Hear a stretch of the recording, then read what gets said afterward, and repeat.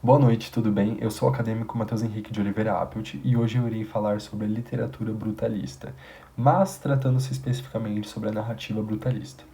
A narrativa brutalista, ela tem como ênfase sair um pouco dessa, desse tradicionalismo na qual estamos emergentes, né, da literatura, ou seja, sair um pouco daquele papel do eu lírico, de retratar de retratar contextos que favoreçam a burguesia, que tracem percursos que a gente sempre espera, né? Sobre ter dois mocinhos numa história e o contexto no qual eles vivem são bons economicamente, retrata-se da realeza ou retrata-se de, de uma família bem desenvolvida, assim, trabalhadores bem desenvolvidos. Então, o que que acontece nessa narrativa brutalista? Ela vai tentar trazer personagens que vão ser tidos como anti-heróis. Ou seja, não são personagens comuns, personagens corriqueiros como a gente visualiza, seja pela literatura, seja pelas novelas ou demais outras artes. Então, ela justamente vai trazer esse pontapé inicial de desvincular aquela visão que a gente tinha sobre uma narrativa, sobre um anti-herói estar emergente, estar emergindo numa narrativa e ele ser estereotipado com aquelas prepotências que nós temos, por exemplo, de achar que um anti-herói ele sempre vai ser um personagem tolo, vai ser um personagem burro, sem intelecto, economicamente desfavorecido. Então, ali ele vai trazer toda essa questão do economicamente desfavorecido? Vai. Mas ele vai focalizar uma narrativa que privilegia esse personagem, né? Então a gente começa até a ver isso emergendo depois e depois trazendo uma grande radicalização disso para o movimento depois no cinema e em outras obras, né? Então eu diria que a narrativa brutalista, por si só, mesmo que ela não é muito comentada no ramo da literatura brasileira, ela traça um percurso inicial muito importante, que é a tentativa de dar a voz, de trazer a sensibilização sobre a vida do que acontece, por exemplo, nos morros do Rio de Janeiro, na favela do Rio de Janeiro, nas cidades perigosas, nos caminhos periféricos, né? Ela vai abrir uma porta para depois o que nós veremos como narrativa periférica, literatura periférica mais para frente, né?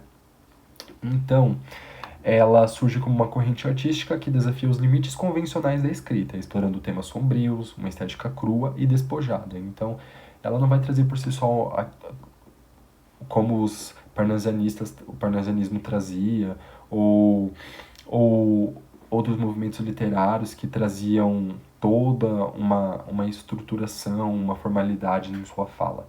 Ela vai ser uma linguagem mais coloquial, mais direta, né, por si só, mais cotidiana, e que por si só não deixará de ter uma, uma racionalidade, né? E por que eu digo isso? Porque um dos principais precursores que passou e que eu diria que foi o pai desse movimento é conhecido como Rubem Fonseca. Rubem Fonseca, ele não foi somente um escritor, né? E isso que traz à tona toda essa questão dessa narrativa brutalista. A narrativa brutalista, só para comentar, ela traz por si só como uma das suas principais características a questão do uso de palavrões, de uma linguagem coloquial. Então ela vai xingar mesmo, às vezes, o leitor que vai estar lendo, ele vai se sentir, meu Deus, o que está acontecendo aqui nessa trama? É realmente sobre isso que eu estou lendo, porque há tanta disparidade nesse diálogo aqui entre os personagens e essa presença de violência, sabe? Então, o próprio leitor ele irá se questionar isso no primeiro contato que ele for ter com obras dessa característica, dessa narrativa. Mas ela não vem de uma forma assim imparcial. Ela traz justamente um impacto social, né, por si só. Por quê? Porque José Rubem Fonseca, ele entrou na época, né, que é um precursor, ele entrou na época para a Academia de Polícia no Rio de Janeiro em 1949. E ele tinha passado no curso de Direito, então em 1950, quando ele sai da polícia, ele vira então o quê? Executivo da Light e na sequência escritor. E ali ele traça essa questão do quê? Desse romance, desse conto. Ele vai trazer muitos contos, né? Mas ele vai trazer esse conto com características de um romance policial. Então nós vamos conferir muitas situações ali de polícias, a questão do mistério, da investigação, dos perigos, da marginalização dos personagens, da violência bruta, né? Então, seja pelo machismo, seja por outros tipos de violências, né?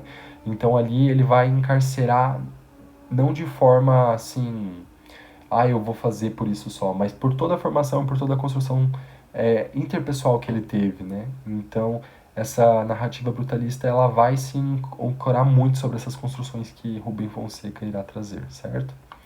Então, essa ficção, essa ficção brasileira que traz essa questão. Eu diria que ela traz uma questão de uma ficção brasileira, por quê? Porque ela dialoga com a nova vida social e econômica do país, né? Ela está trazendo justamente o quê? Que muitas cidades foram urbanizadas, teve a questão da Revolução Industrial bem desenvolvida, como por exemplo o nosso polo, um dos principais polos econômicos que foi a Inglaterra na época. Então lá a gente vê muito essa questão da industrialização, de alto desenvolvimento, Estados Unidos, Rússia, outros países lutando e correndo para isso e conquistando, e o Brasil tendo esse desenvolvimento de uma forma muito tardia. Então ele vai trazer justamente o que? Esse diálogo com essa nova vida social e econômica que virá para a vida da população brasileira, dos habitantes brasileiros, e toda pela questão das cidades serem urbanizadas, tem aquele momento, por exemplo, da revolução, enfim, da vacina, que teve aqueles momentos que as cidades foram higienizadas também.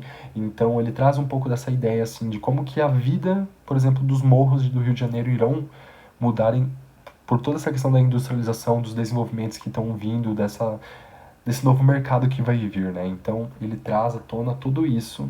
A narrativa brutalista, ela tem todo esse enfoque social de fazer o quê? De tecer uma crítica, de tecer uma discussão, uma problematização sobre esse assunto. Nós precisamos falar sobre esse assunto, nós precisamos falar sobre o povo brasileiro, mas nós precisamos falar sobre o povo brasileiro de uma forma que não atinja somente os burgos, os burgueses, os ricos, os milionários, a elite brasileira, mas da forma como atinge todo esse círculo social, todo esse centro que percorre dentro do nosso Brasil e circulando por todas as diferentes comunidades e nacionalidades, por todas as diferentes comunidades que estão emergentes no nosso país, certo?